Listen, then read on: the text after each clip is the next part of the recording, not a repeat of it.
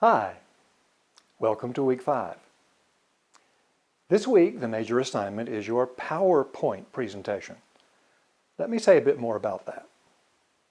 As a divinity student, it is easy to believe that your coursework is unrelated to what you are doing in ministry. But nothing could be further from the truth. While the venue and audience may differ, the knowledge, insights, and skills learned in one will serve the other. Consequently, throughout this course, you have been working on a biographical study of an assigned gospel character, which will serve you well, both in congregation and in classroom.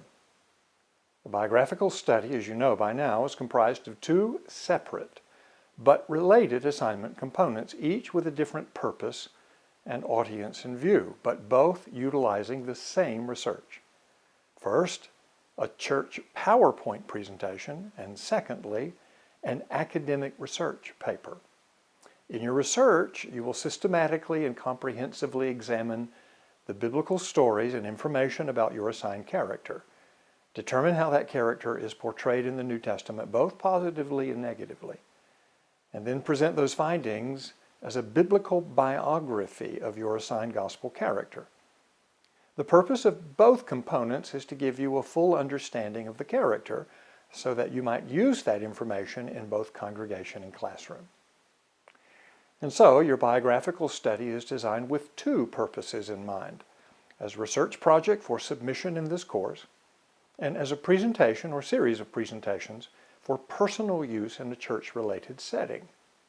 Now, this week, you will be focusing on the church component of that assignment, namely, a PowerPoint presentation in which you share with the congregation, real or imagined, the fruit of your investigation into the life of the biblical character you've been studying. The PowerPoint presentation is intended to be used in conjunction with a lecture or a presentation you will deliver to a church group, say a Sunday school class or a youth group or a men's Bible study or something of that order. The PowerPoint slides you create must serve as a teaching aid for your presentation on your gospel character and should accurately reflect what you shared with your audience. Now, there is no set number of slides which your PowerPoint presentation must have. Your slides must contain text, but they do not have to contain pictures or graphics. However, your PowerPoint presentation must contain the following elements. First, a title slide identifying the title of your biographical study, your name, the course in which you were enrolled, the date of the presentation, and your instructor's name. Secondly, it must have an overall introduction to the biographical study.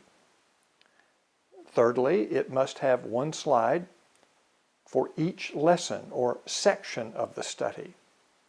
Fourthly, it must have an overall conclusion to the biographical study. And then finally, it must have a bibliography slide in which the sources used are identified.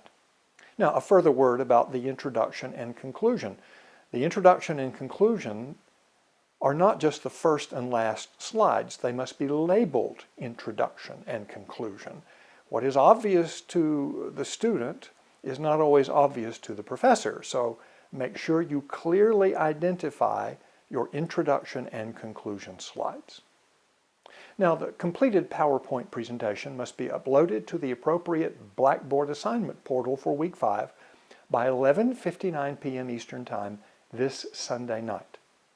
Once you have submitted the PowerPoint presentation, you are finished with the church piece of the assignment, and you can now turn your attention to composing the final draft of the academic portion of the assignment, your research paper, or your biographical study, which you will submit in week 7. Consult the grading rubric for details on how your PowerPoint presentation will be graded. This part of the research assignment, the PowerPoint presentation, is designed to show you that what you do in divinity school has practical value in your church. So have fun with it. Till next time, take care. God bless.